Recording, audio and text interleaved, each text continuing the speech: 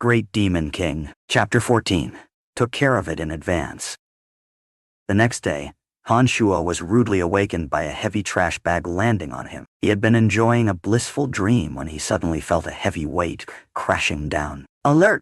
He jolted upright, rubbed his eyes, and spotted a large trash bag on his bed. He immediately realized someone must have lobbed it in through the warehouse window. He cursed under his breath as he kicked the bag off the bed. It landed with a thump and rolled toward the door. Shuo was tempted to lie back down, but then it dawned on him that it must be late if someone had already tossed their trash in it. When he pushed open the windows to check, the sun was indeed high in the sky. He sighed, remembering how much he had exerted himself with magic training the previous night. He had definitely overslept. Just as he rushed to leave the warehouse, he recalled the dream he'd had.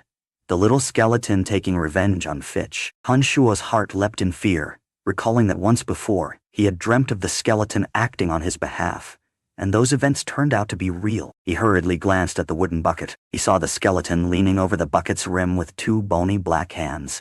Its left leg bone crossed over its right, swinging back and forth as though relaxing in a sauna, looking every inch like a laid-back robe. Shuo let out a quiet sigh of relief upon confirming it was still in the bucket. After a brief pause, he pushed the wooden bucket beneath the bed, then stuffed a trash bag in the gap to hide it, before finally stepping out for his daily tasks. Hi, Brian. What took you so long today? Jack was busy dusting statues as he called out from afar with a smile. Shuo glanced around and saw no students. Classes must have started already. Oh, I was groggy from those two knocks Fitch gave me yesterday, so I overslept.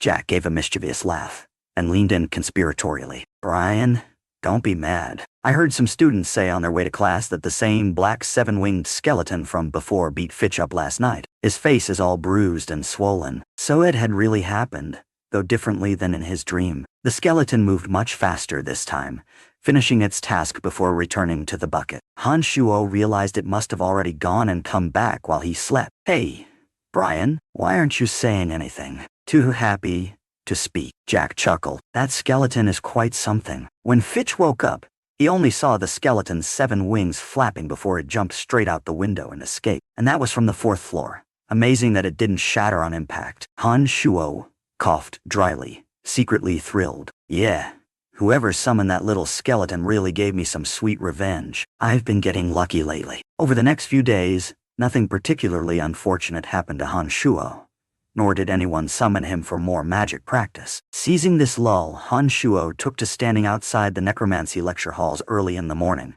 broom in hand, listening in on Jeannie's lectures. Strangely enough, Fitch never showed up to class in those days. Perhaps his recent thrashing left him holed up somewhere. Meanwhile, Shuo gleaned many insights from Jeannie's lectures on necromantic theory. He finally understood several points that had been puzzling him. At night, he focused on training the mystical glacial spellfire, inching the magical yuan toward his right palm and fingertips, per the spellfire's circulation method. It was agonizingly painful each time, but after a few nights, he managed to get the yuan nearly to his wrist.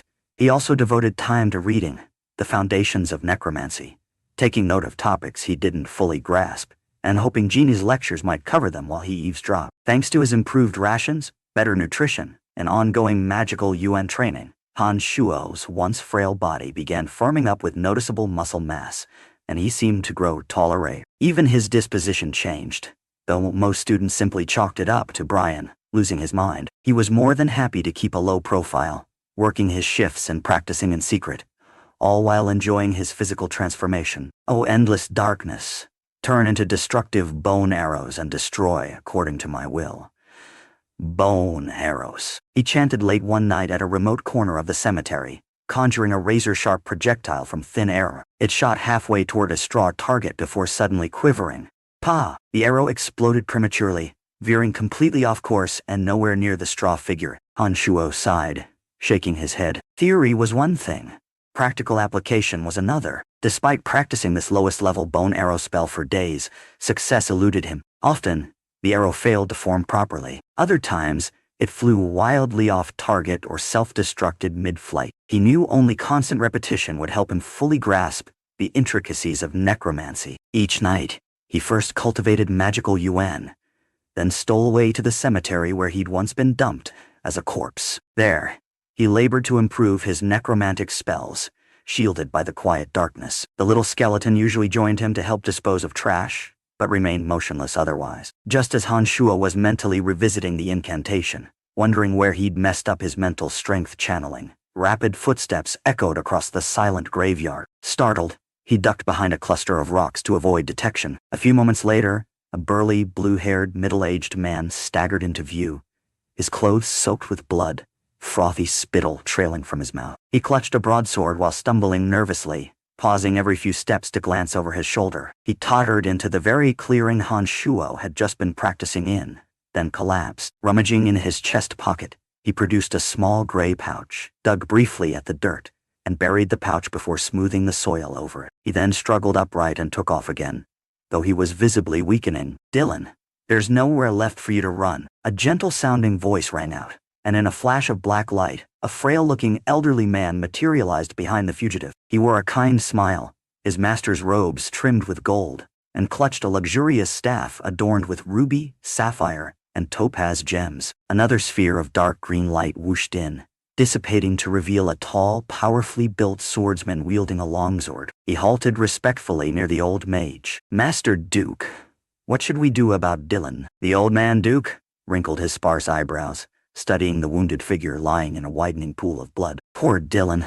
Let's not let him suffer any further. Eric, send him on his way." "The master is too compassionate," Eric replied with a bizarre expression. In a flash of movement, he streaked toward Dylan like a bolt of green lightning. Han Shuo caught a glimpse of emerald radiance on Eric's blade.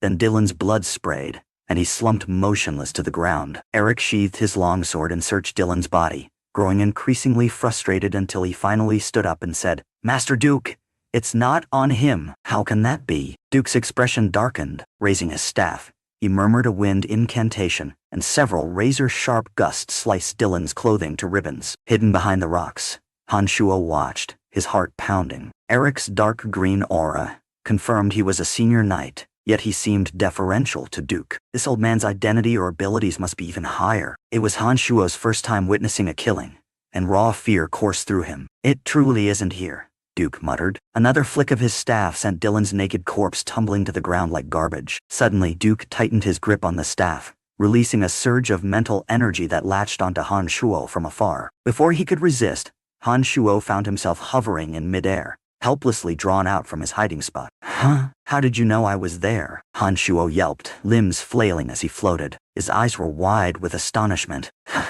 "What an adorable, naive creature. Judging by your clothes, you're from the Babylon Academy of Magic and Force," Duke observed kindly, then let Han Shuo crash to the ground. "Yes, I'm an errand boy from the Academy," Han Shuo said, feigning complete innocence. "I only came here to throw out some magic waste. I didn't see anything.